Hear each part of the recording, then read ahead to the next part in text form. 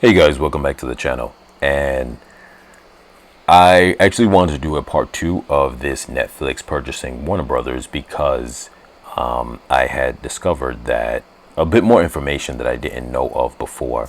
So first off, I want to say that thanks to a viewer of the channel, I don't know if I'm going to say it right, but Coyote Montana had mentioned about that the Writers Guild was actually trying to block Writers Guild of America was trying to block this purchase, and I looked it up and Googled it just to confirm that, and it's true.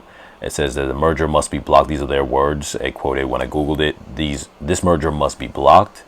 And it says the world's largest streaming company swallowing one of its biggest competitors is what antitrust laws were designed to prevent. That was a quote from the Writers Guild of America. So that was actually true, and it just shows you that this is something that is an issue to them that they're really trying to stop.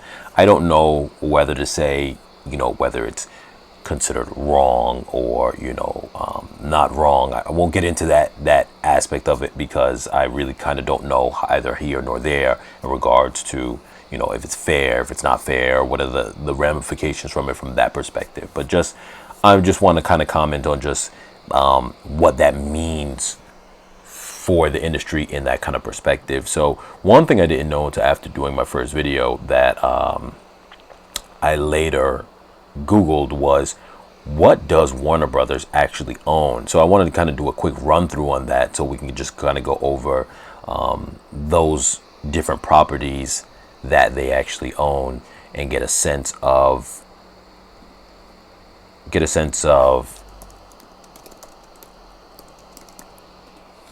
I'm sorry, I'm also doing certain things on the computer as well as I'm talking because I'm just trying to get all my information and kind of really have a broad sense of everything that is going on here. So, like I said, jumping into what they own, all the different IPs and all that kind of such, all the different various properties. So, on a broad spectrum, Warner Brothers owns HBO, DC Studios, Cartoon Network, TNT, TBS, Discovery Channel, HGTV, Food Network, and it says many others. But I have a list here, so I'm going to break down all the individual ones if they weren't included in that. So starting off with film and television studios, they own Warner Brothers Pictures Group, incorporates Warner Brothers Pictures, New Line Cinema. Obviously, that's the movie company. Warner Brothers Animation, Castle Rock Entertainment. I haven't heard of them. If you guys have, know that they incorporate that. Then also there's Warner Brothers Television Group, which is Warner Horizon, Telepictures, Shed Media. Then you have, like I just mentioned before, DC Studios, which incorporates DC Comics in the DC Universe Infinity. I'm not sure what that means. If that means all animated property or anything of that sort, I'm not really too sure the breakdown, but that's what is listed here.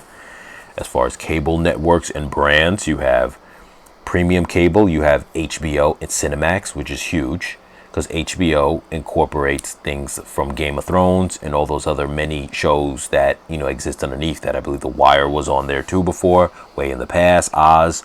I haven't been caught up with any modern shows on there other than Game of Thrones when that was out. But for any other shows that go underneath that umbrella of HBO, which is huge, that incorporates all of that. Cinemax was also, right up there with HBO for a time frame.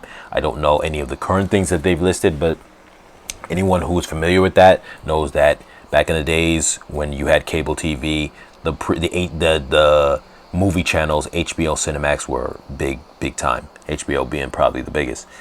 General Entertainment, they have TBS, TNT, as I mentioned before, True TV, TCM, HLN. I've never heard of that. And OWN. I never heard of that either.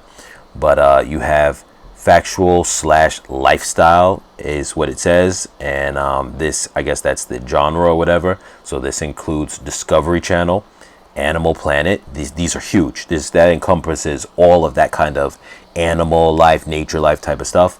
You have HGTV, which is also huge. That's for all of the people who are into home ownership and HG stands for Home and Garden TV, so it's all that type of stuff. Food Network, which obviously everyone knows is huge. TLC, Investigation Discovery, Science Channel, Travel Channel.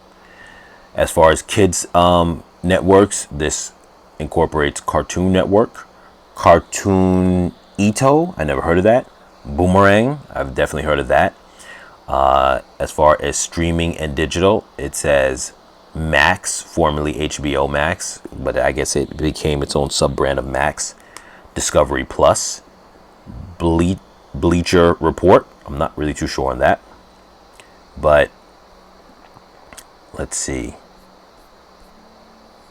We have Rooster Teeth. It says via Otter Media. I'm not really too sure of that as well. Now it says gaming, Warner Brothers Games.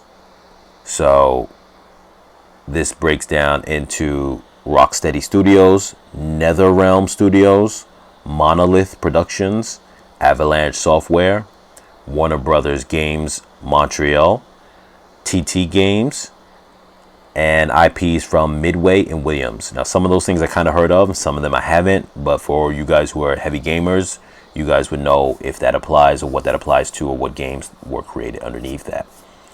As far as the last thing being sports, you have TNT Sports, which obviously is huge because TNT pretty much is one of the major sports channels aside from obviously ESPN. NBA TV, MLB Network via Warner Brothers Discovery Sports. So that was kind of the general list that I had there in regards to this. And so honestly, this is definitely something where I would say you could see how much it encompasses. So you can see why it's a threat, why it's a worry, because now you're taking all that. And I mean, this goes hand in hand and is part of, capitalism. So it is what it is. But at the same time, you're seeing that it is absorbing all of those elements, which is why I guess the Writers Guild is worried about such things. It encompasses all of that and it gives them the ability to expand on that. Very similar to what Disney did with the other properties, like I said before, Marvel and Star Wars and whatnot, and Fox and all those things that I mentioned in the first part of the video. But I think one of the elements that makes it a little bit different is that Disney streaming services were not doing that well.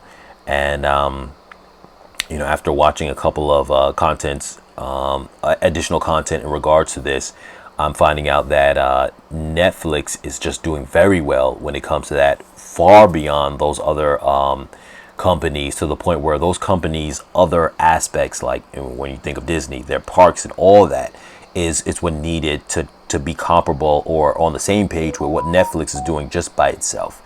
So what happens is Netflix is so huge that it's definitely going to change the market in terms of absorbing this, growing bigger, and then maybe absorbing other, I don't know of all the different various media companies that are left to be absorbed, all the different ones out there, because sometimes you'll see, as I just mentioned here, something like Warner Brothers encompasses so many things below it that you wouldn't know is part of Warner Brothers. But for all those other things out there, once one giant consumes one, it's easier to consume others. But as I mentioned in the first part of the video, this means that they're going to have locked down sports now.